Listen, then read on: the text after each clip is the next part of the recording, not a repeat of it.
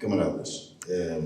acabámos de concretizar formalmente o ato de tomada de posse dos membros dos órgãos sociais da AOFA, eleitos a 27 de março de 2021. Um novo ciclo começa através de uma equipa renovada, motivada e que nestes breves 3 meses que decorreram desde as eleições já deu mostras ao que vem e apresenta já resultados concretos e impactantes da sua intervenção. Mas se hoje um novo ciclo começa, permitam-me então que as minhas primeiras palavras sejam dirigidas aos camaradas que no triênio 2018-2021 assumiram corajosa e abnegadamente o testemunho que hoje, formalmente, transmitem a esta nova equipa. Todos o sabemos, foram anos invariavelmente muito difíceis e exigentes para as Forças Armadas e particularmente para as mulheres e homens que nelas servem. Foram anos em que, apesar da forte oposição e combate permanente da AOFA na defesa dos mais legítimos direitos, interesses e expectativas dos militares e particularmente dos oficiais e das suas famílias, num balanço que hoje aqui fazemos, apenas podemos caracterizar por globalmente como negativo.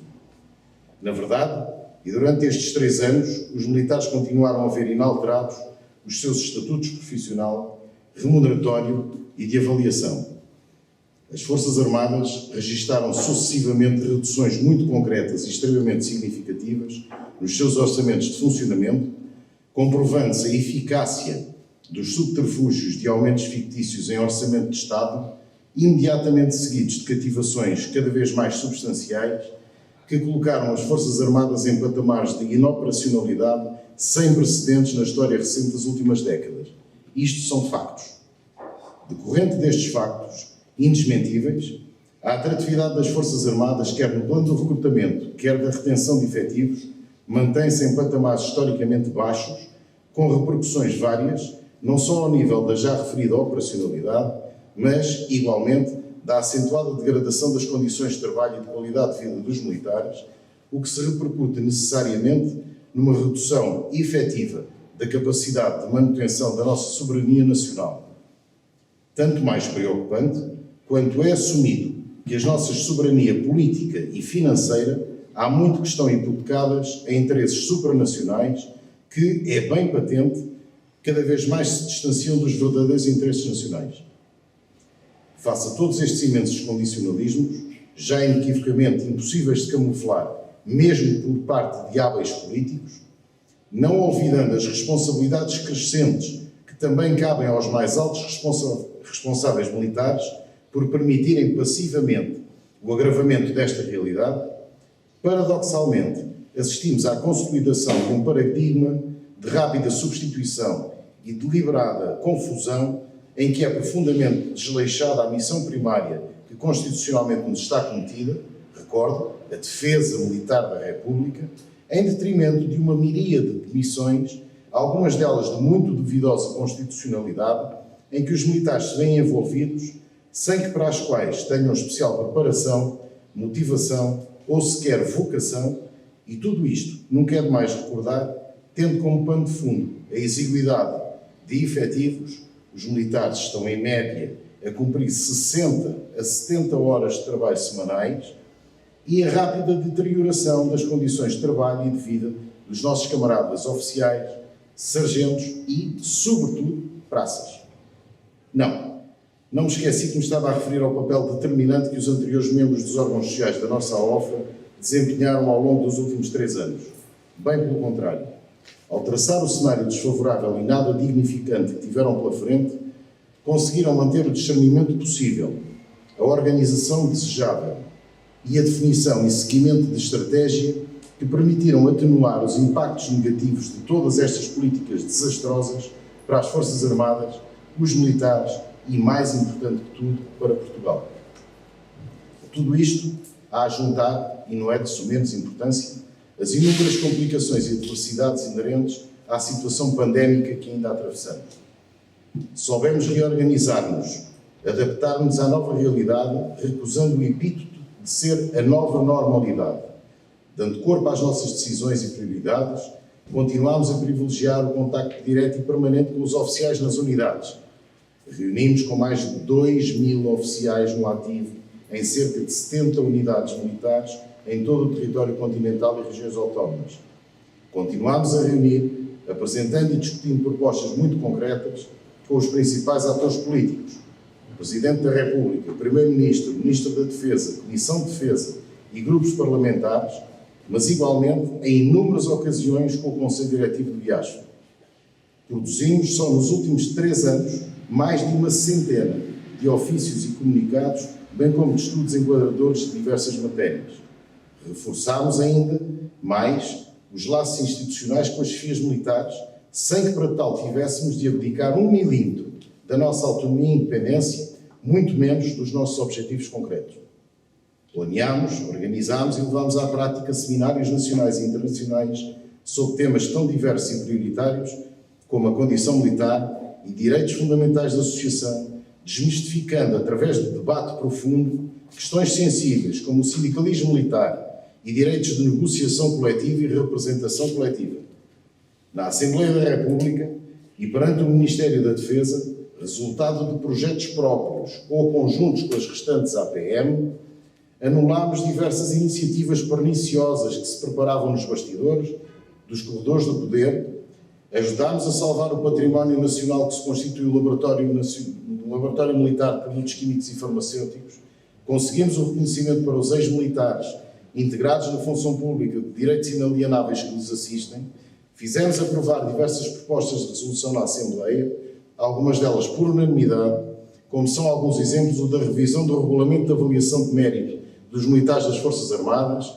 ou o da consideração efetiva de boa parte do tempo de serviço congelado entre 2011 e 2018 para efeitos de progressão na carreira dos militares. Mantivemos, na ordem do dia, as questões fundamentais inerentes ao Estatuto Remuneratório dos Militares, levando inclusivamente à inevitabilidade de pronúncia reiterada por parte do Presidente da República de se tratar de uma absoluta necessidade inadiável. Participámos ativamente em múltiplos processos que levaram à eliminação ou atenuação de medidas gravosas tendentes a uma ainda maior degradação do HFAR, da ADM e da Associação Social Complementar. Reorganizámos internamente, fazendo grandes investimentos na associação, quer financeiros, quer de alterações metodológicas, numa perspectiva de melhoria contínua e transparência de processos, nunca perdendo de vista o objetivo de melhorar os nossos serviços em prol dos oficiais e das suas famílias. São alguns exemplos, os investimentos na nossa atividade de apoio jurídico, hoje um autêntico baluarte de que só temos motivos para nos orgulhar,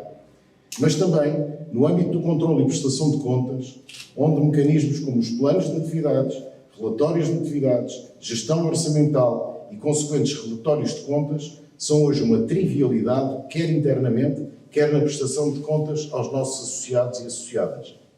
Diversificámos e apurámos com pleno sucesso as formas de chegar diariamente aos oficiais e às suas famílias, mas também aos nossos concidadãos. Introduzimos e já dominamos com plena eficácia as ferramentas digitais que nos permitem a realização de qualquer tipo de videoconferência. Criámos o nosso canal próprio do YouTube, onde já dispomos de perto de uma centena de vídeos produzidos pela OFA. Mantivemos as apostas do sucesso comprovado nas redes sociais e plataformas de e-mailing. O nosso resumo de imprensa acaba de completar 10 anos de existência. Mas também ao nível social, a OFA tem vindo a demonstrar crescentes níveis de eficácia e eficiência. Fomos pioneiros em Portugal, num projeto de grande abrangência em todo o território continental e ilhas, de apoio aos nossos camaradas com idades mais avançadas ou com doenças crónicas ou dificuldades de locomoção, projeto determinado pela pandemia de Covid-19. Montámos uma campanha de grande dimensão informativa, apoiámos no terreno com a emissão generalizada via online de receituários médicos e de apoio concreto às atividades tidas como mais elementares, como o apoio nas compras de supermercado ou em farmácias. O saldo é gigantescamente positivo, tendo sido apoiados centenas de oficiais e seus familiares que assim se sentiram efetivamente protegidos e acarinhados pela OFA. E importa referi-lo, englobámos sem restrições nem reservas neste projeto os oficiais que ainda não eram, e muitos ainda não são, associados e associadas da OFA. Também ao nível da integração e colaboração com as populações, a OFA é hoje conhecida e reconhecida pelos elevados graus de prontidão e disponibilidade para criar e colaborar em projetos que fazem efetivamente a diferença. Recorda-se que desde 2019 a OFA integra a direção da Comissão Social de União de Freguesias de Caparica e Trafaria, cargo que muito nos honra e para o qual fomos eleitos pela generalidade das forças vivas destes territórios, o que naturalmente não acontece por acaso, sendo sim fruto do reconhecimento daquilo que realmente já vínhamos realizando e continuamos a realizar no terreno. Organizámos ao longo de meses e implementámos na OFA o Colégio dos Militares Profissionais de Saúde, que integra hoje cerca de 300 oficiais enfermeiros, farmacêuticos, médicos dentistas, médicos veterinários, psicólogos e técnicos superiores de diagnóstico e terapêutica e que se constitui como mais um património de enorme capacidade, valia e conhecimento numa área fundamental da sociedade e de forma muito particular para os militares, como é a área da saúde. Finalmente, uma nota que considero absolutamente fundamental fazer referência e que por si só demonstra bem a quantidade e qualidade do trabalho que foi feito. Entre 2018 e 2021, a massa associativa da OFA cresceu cerca de 25%, tendo aderido à associação cerca de 400 oficiais, dentre os quais mais de 300 no ativo. Que maior e melhor reconhecimento poderíamos ter? Caros camaradas, nestas breves, mas creio elucidativas palavras, reside a razão maior que me leva, na qualidade de Presidente do Conselho Nacional, a agradecer e a enaltecer penhoradamente o trabalho imenso de todos quantos aqui hoje terminaram os seus mandatos e passaram o testemunho. Na OFA, as pessoas têm rosto e nome. A todos os membros dos anteriores órgãos sociais, aqui representando eu o Conselho Nacional, e de forma simbólica, nas pessoas dos anteriores presidentes da Mesa da Assembleia Geral, Capitão de Mar e Guerra, António Almeida de Moura, do Conselho Deontológico, Major-General Jorge Caldeira Aires, e do Conselho Fiscal, Coronel Manuel Borges Correia, fica, pois, o agradecimento e reconhecimento pelo imenso trabalho realizado que a todos só nos pode e deve orgulhar. E agora, quais os novos desafios? Quais os novos projetos que se nos colocam? O que já fizemos? O que estamos a fazer? O que vamos fazer no curto prazo? No pós-eleições, ao nível do Conselho Nacional, apurámos a nossa organização, definimos e debatemos áreas de atuação e responsabilidades, ideias e capacidades e determinámos em consonância a existência de 9 pelouros. São eles o pelouro jurídico, apoio social, saúde e ação social complementar, organização e estatuto profissional, eventos, Euromil, formação, cultura e desporto, comunicações, marketing e sistemas de informação e sócios e núcleos regionais. Todos estes pelouros estão já devidamente dotados dos efetivos humanos tidos por necessários e suficientes, contando com apoio administrativo, logístico e financeiro adequado, determinado a cada momento por decisão do Conselho Nacional e tendo como base a apresentação de necessidades apresentada por cada coordenador ou coordenador. Do que já foi feito e do que está a ser realizado nesta fase, permite-me destacar desde já, para além da manutenção de todos os processos que transitam do antecedente, muitos dos quais aludi na primeira parte desta intervenção, alguns dos mais significativos. Definição de temas prioritários no âmbito socioprofissional, sua discussão interna profunda, preparação de propostas concretas de resolução e apresentação e discussão com todas as entidades civis e militares, com capacidade de decisão e ou influência de decisão. São prioridades da OFA neste momento. O reconhecimento dos novos direitos de representação coletiva e negociação coletiva e, consequentemente, a sua implementação a nível legislativo. A completa análise e revisão de todo o sistema remuneratório dos militares das Forças Armadas, entendendo-se o sistema remuneratório não só como a tabela remuneratória, mas igualmente a revisão dos suplementos atualmente existentes e a consideração de novos suplementos em linha com o que já de há vários anos vigora nas forças e serviços de segurança. A separação da ADM do âmbito do IASF, o seu retorno ao âmbito da gestão por parte das Forças Armadas, bem como a revisão de vários dos mecanismos de financiamento que lhe estão associados, mantendo à OFA a questão de princípio essencial de que os militares não deverão de todo descontar para a ADM. Ainda assim, e enquanto prevalecer o desconto, ou parte dele. O mesmo deverá incidir apenas sobre a remuneração base, à semelhança do que sucede na ADSE, e sobre 12 meses e não 14. A revisão global e imediata do sistema de avaliação dos militares das Forças Armadas, dando, aliás, cumprimento ao projeto de resolução aprovado por unanimidade na Assembleia da República e que determina que, em articulação com as FIAs militares e as associações socioprofissionais, sejam produzidas as necessárias propostas concretas de alteração. O fim do mecanismo implementado nos tempos da Troika e que ainda subsiste, aplicável às promoções e que tanto penaliza financeiramente os militares, quer no ano em que são promovidos, quer mais tarde no cálculo das suas pensões de reforma, não esquecendo as importantes e nefastas consequências operacionais que tal mecanismo implica. A revisão do esquema absurdo de cálculo de pensões de reforma dos militares, mecanismo que, aplicado de forma cega a todos os servidores do Estado, penaliza drasticamente aqueles que, como nós, servem Portugal em organizações de âmbito fortemente hierarquizado, como se constituem as Forças Armadas, incluindo o mecanismo de complemento de pensão.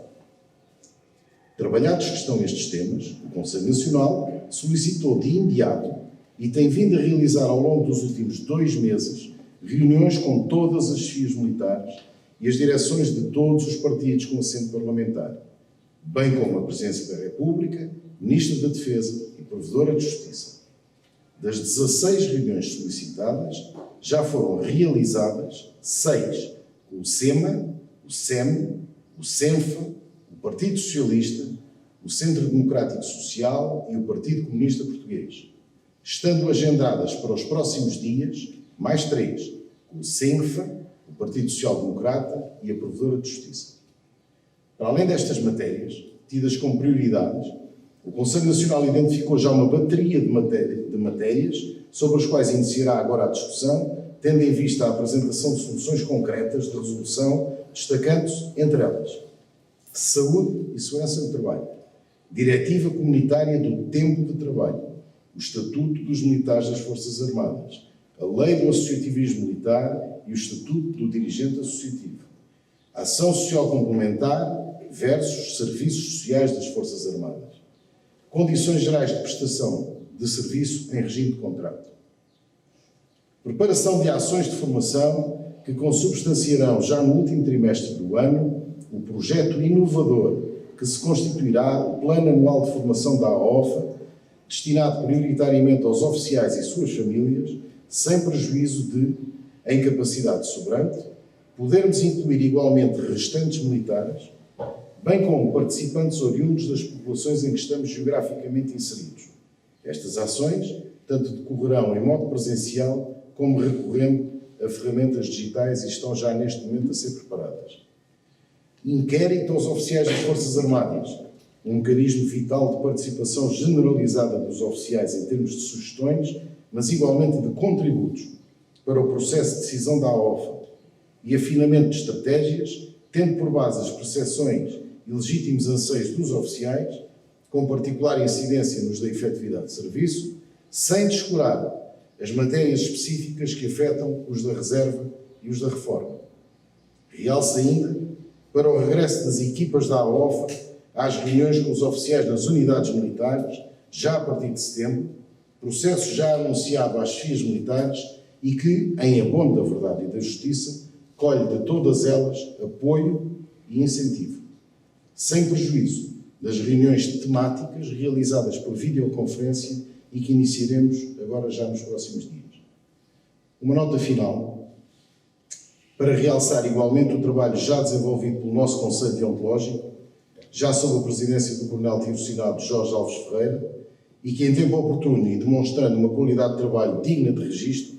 respondeu aos desafios lançados pelo Conselho Nacional, designadamente no que concerne ao estudo aprofundado sobre a pretensa reforma da estrutura superior das Forças Armadas, mas igualmente no que se refere à preparação do já referido inquérito, cuja disponibilização está prevista para outubro ou novembro. Camaradas, termino. Prosseguiremos, com todo o empenho, o trabalho pela concretização de uma AOFA cada vez mais representativa, forte e interventiva, a bem dos oficiais e seus familiares, na defesa da condição militar, da instituição militar, da dignidade dos militares que nela servem, no respeito pela Constituição da República e na defesa intransigente da soberania nacional, se necessário, com o sacrifício da própria vida. Viva a Associação de Oficiais das Forças Armadas, vivam as Forças Armadas Portuguesas, viva Portugal!